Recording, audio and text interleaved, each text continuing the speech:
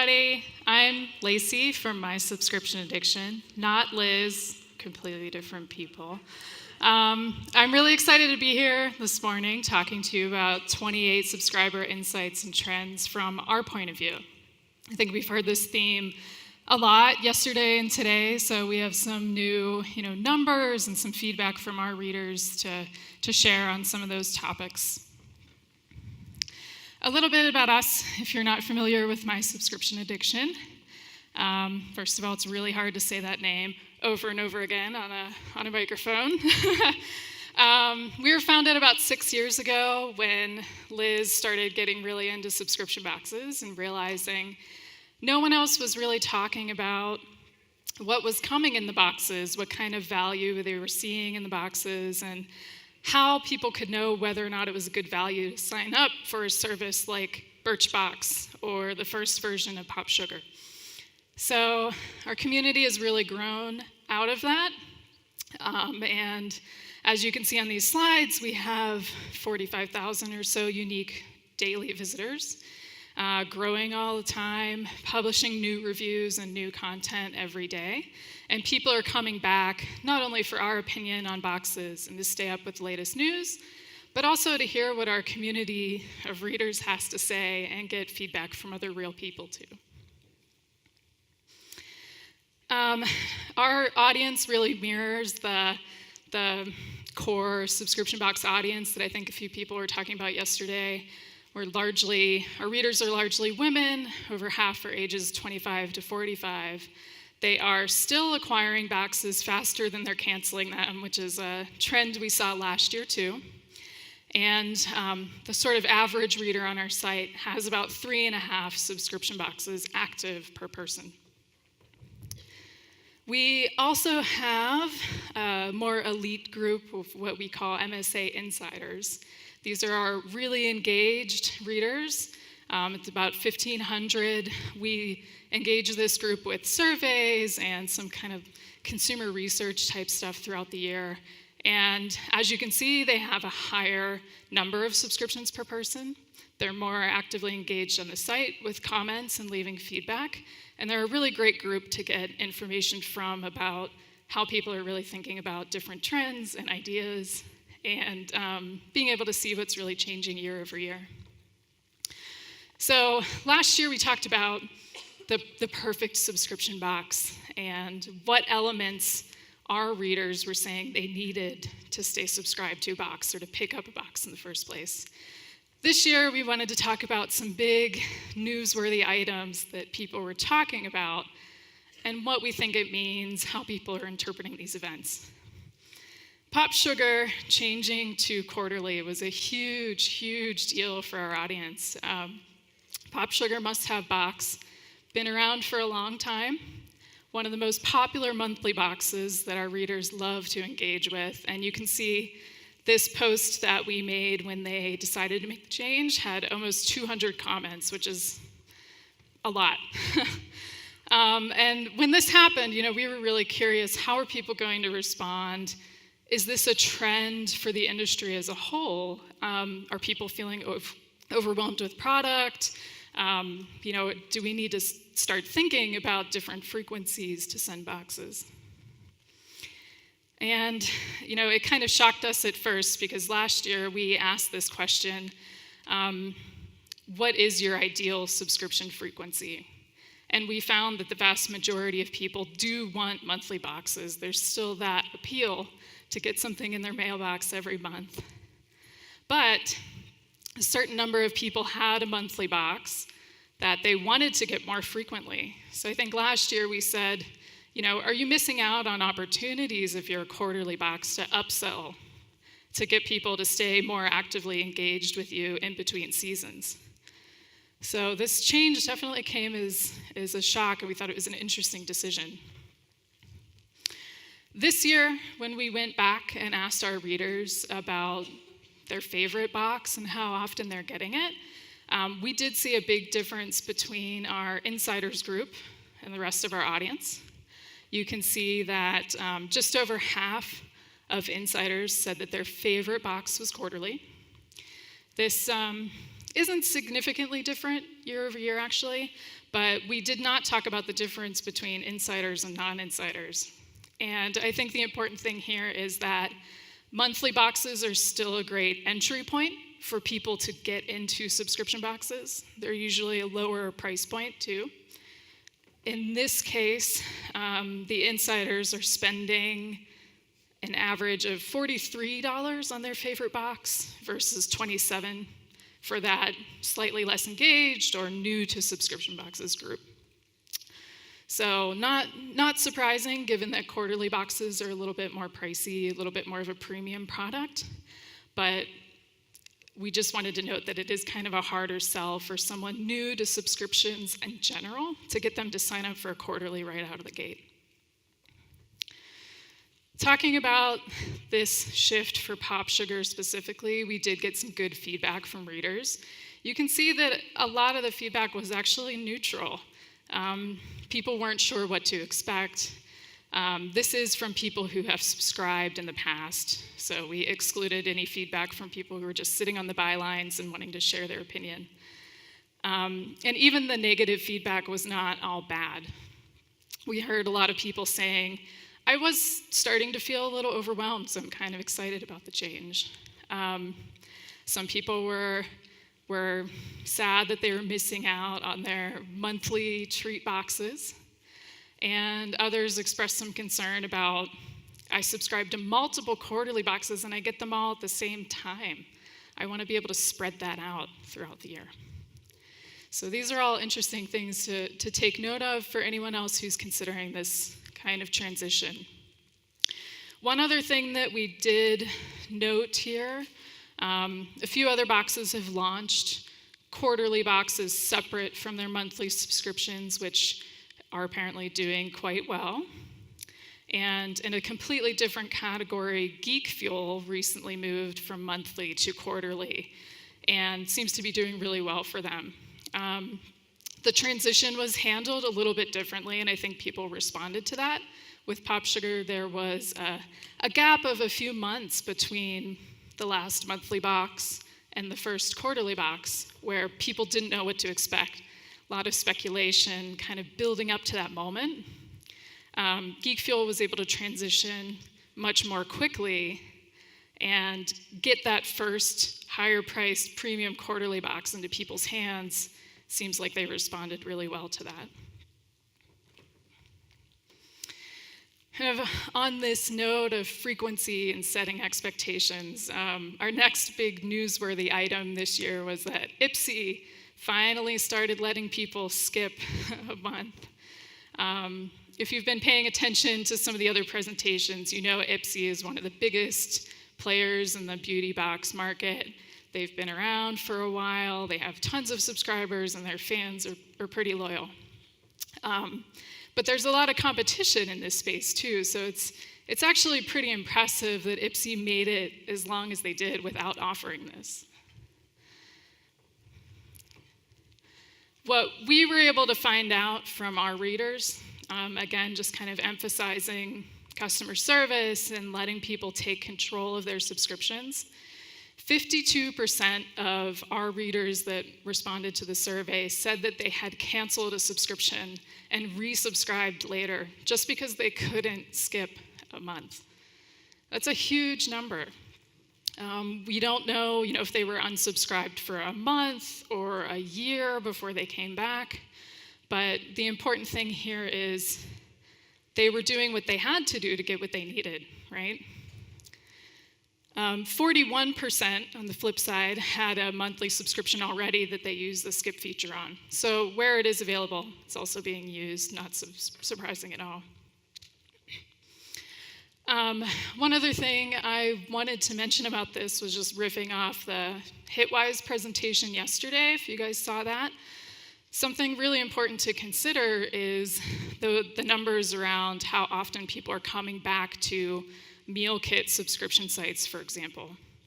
They have way more repeat visitors because people are engaged. They're coming back to make their recipe selections every week. They're coming back to decide whether or not to skip.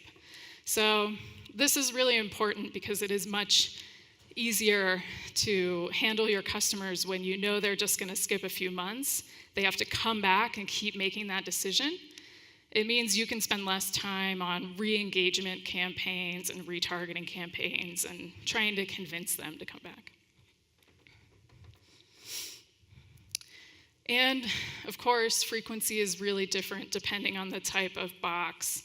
So I wanted to dispel a couple myths here. Meal kit frequency in particular is interesting because I think when you first get introduced to the space, you think everyone is getting a Blue Apron box every week, and that's just not what we're seeing and what people are telling us. So for our readers, only about 25% are actually getting a meal kit box every week. The rest of them are customizing it around their schedule. Every other week is pretty common, even monthly, and even less frequently. So they're willing to take on that burden, if you will, of logging in every week and skipping in order to get it when they really need it, when it's convenient for them, and really makes sense and adds value in their lives.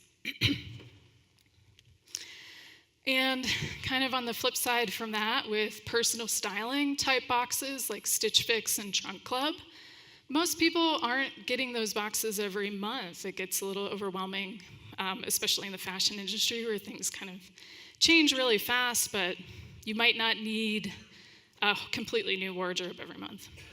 So seasonally was the most popular category there, but we also saw a really significant amount of people who are only coming to those services when they have a special occasion or a life change or something, that's making them want to get that service. So it's really important to keep in mind for your particular box, how often do you really need to get in the hands of your consumer to make their lives better? All of those things are going to decrease your overall churn and improve your LTV. Finally, lots of other interesting news this year. In particular, we've had a lot of acquisitions, we've had a lot of IPOs, boxes starting and closing. We don't always talk about these things directly with our readers, but they pick up on some of them in the comments, and we always try to interpret them as best we can. What does it mean to us? What does it mean to the consumer? The big question, I think, has been, how is the industry doing? Is it still growing? The answer that we have is yes.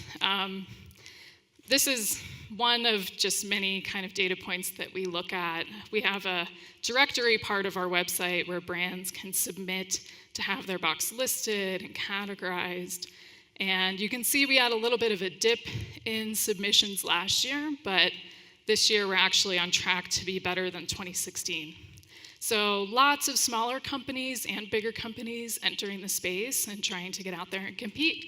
It's super competitive, I think, as everyone in this room knows.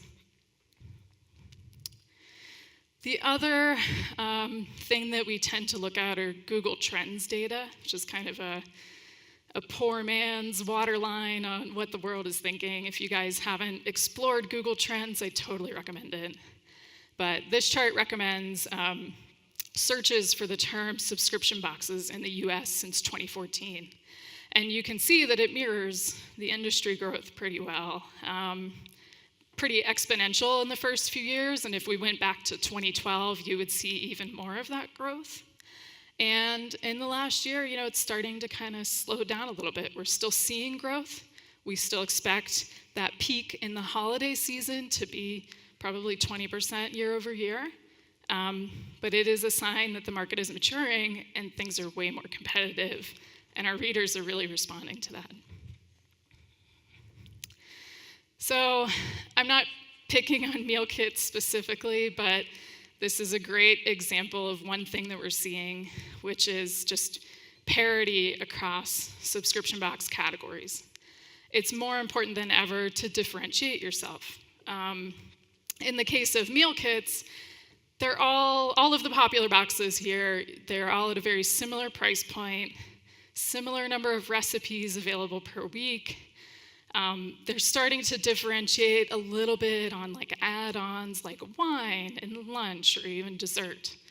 But for the average consumer, it's really hard to tell the difference.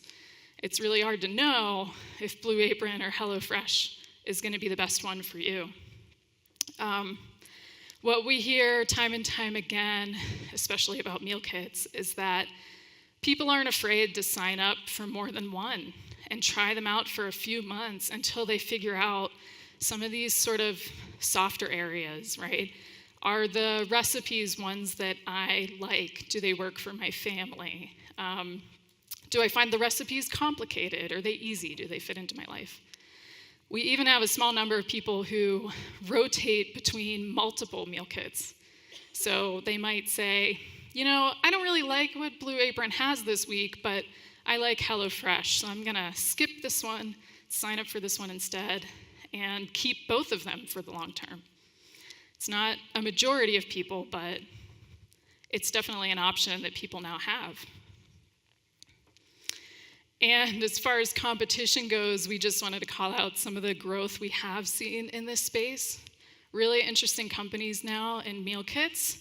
Some like Gobble and Pantry Boy, which is a slow cooker meal kit subscription, competing on that element of time for people who don't want to spend 30 to 45 minutes preparing a meal.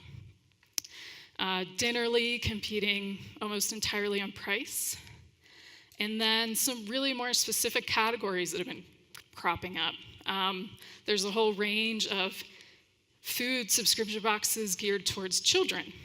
Everything from baby food to toddler food on up. And recently we've started seeing a lot more fresh dog food subscriptions, which are really interesting, but have actually turned out to be quite popular and compelling for a lot of people. So as the space grows and as the boxes get more comparable, kind of at the most popular level, all these other companies are starting to come in and grab a smaller piece of that pie, right?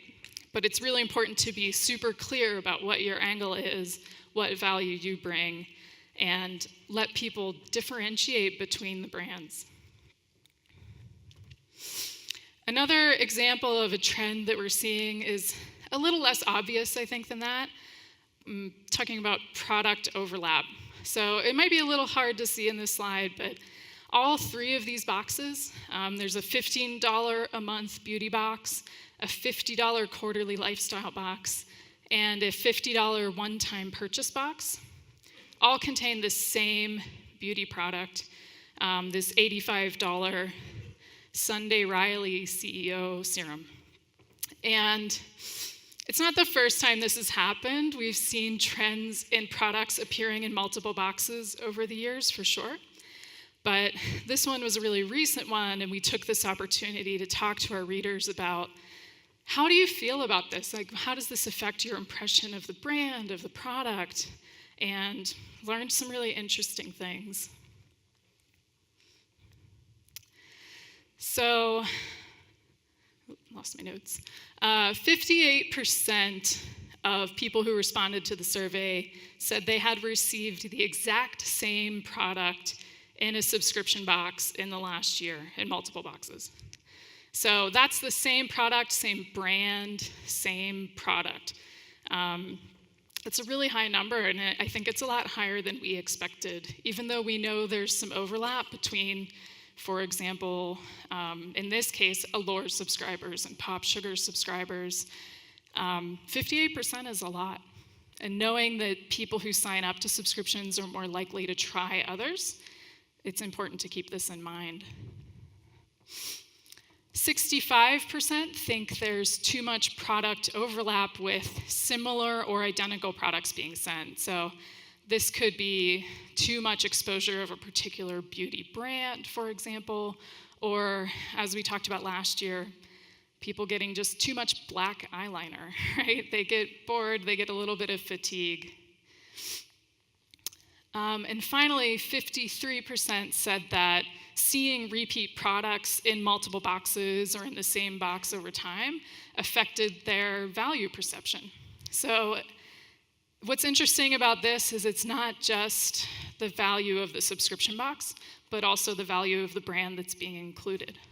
So they start to question their subscription a little bit.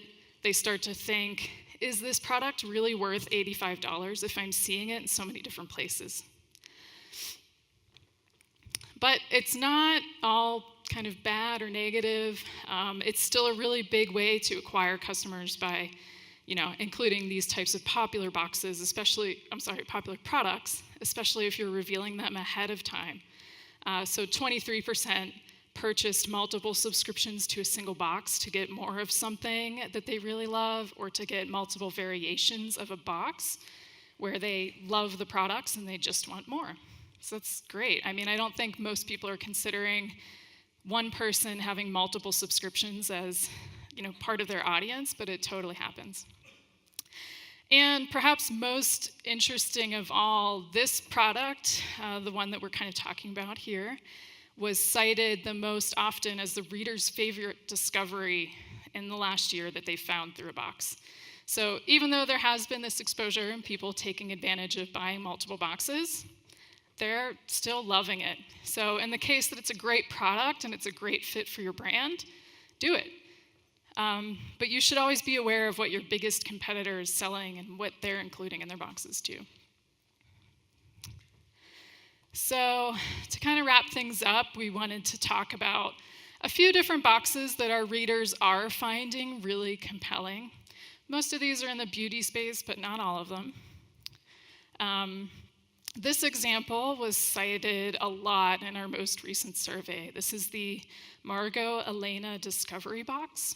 This is a $50 quarterly box produced by Margot Elena. This is a boutique brand. They don't have like a physical storefront presence, although they do have their own e-commerce site. Their products across kind of all of their sub-brands are usually found in boutiques. I feel like I've seen some of them in Anthropologie maybe in the past. They have this exclusive and kind of boutique-y vibe. And what's really interesting about this box, even though it's all coming from the same brand, it feels really well curated and well-rounded. So people still feel like they're getting something really special. It's really giftable and shareable, and they love the value. So we've seen just a lot of interest in this in the past 6 months. On kind of the flip side, on the more affordable box spectrum, Ricky's Cult Crushes. I don't know if anyone here is from New York City and knows Ricky's. I've actually never been to one in person, but my take on it from what I've researched is if you kind of imagine a drugstore plus a Sephora where you can find Manic Panic hair dye and Dr. Bronner's and Halloween products kind of all rolled into one place. That's the kind of place Ricky's is. They have physical stores in New York and in Florida. And a reader tipped us off to this box, $11 a month when it first came out. And we saw this just take off with our audience in a way that we did not expect. And we think there are a couple different reasons. I mean, first of all, the price point is right. People are way more willing to take a chance on a $10, $11, $15 box than they are on a $50 box. So even though we hadn't reviewed it, we saw a lot of people signing up for it just based on subscribers commenting like, hey, MSA, you should check this out. In addition, I think people are seeing some products here, a little mix of, brands they just hadn't seen before or drugstore brands, things they hadn't tried, and that was compelling. It was something different. It was a little bit edgier than Ipsy or Birchbox at the same price point. So a good box for people to take a risk on.